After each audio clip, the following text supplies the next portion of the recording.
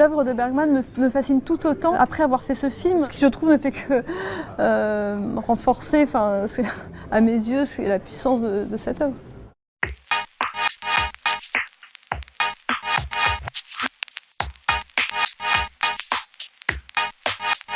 Au départ, c'était un cinéaste dont j'admirais les films, et puis maintenant, je suis vraiment tombée amoureuse de cette île.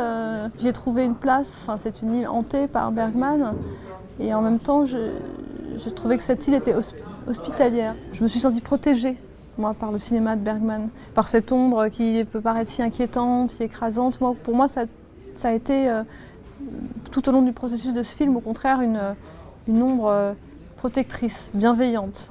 When I was a kid, there was a cinema in London, South London. It was a squat. It was not a real cinema. You didn't pay to go in. No, I think we did. We gave some money, whatever you could afford. And they would do Bergman, 5 Bergman movies in one night.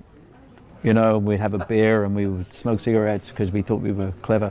I always found them fascinating and strange and disturbing, and for me it was the performances were interesting because that was specific to him and to his performers. Je connaissais Bergman évidemment, et je crois que quand je l'ai vu, moi j'étais trop jeune, donc c'était trop déstabilisant et ça m'a fait peur de voir ce qu'il m'a montré.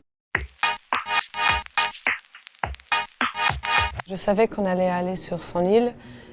J'ai pris la décision de ne pas voir ces films. Et du coup, j'ai eu la chance de le rencontrer, si on veut, presque en vrai.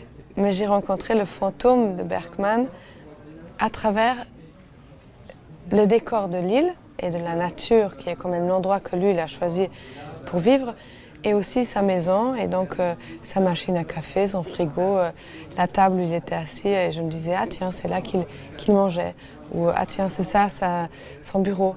Et donc c'est comme si j'aurais un peu rencontré Bergman d'abord presque en personne, alors qu'il est mort et que c'était son fantôme, avant après le film, voir ses films, ce qui était assez spécial. And then I was just on the island, and in his house, and in his projection room, and in his landscape.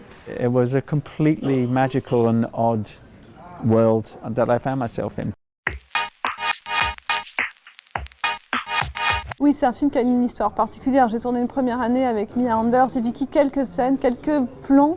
Et Vicky est revenue l'année suivante tourner avec Tim, mais quand Vicky a commencé à tourner, nous ne savions pas encore qui serait son mari dans le film, et c'était une expérience d'ailleurs assez vertigineuse, mais assez intéressante. Et c'est comme si on était allés, moi et Mia, toutes seules, 2 femmes, rencontrer le fantôme de Bergman avant de pouvoir y aller avec un homme à ses côtés. Parce que si j'ai bien compris, il était quand même un homme qui avait beaucoup de femmes et qui prenait de la place.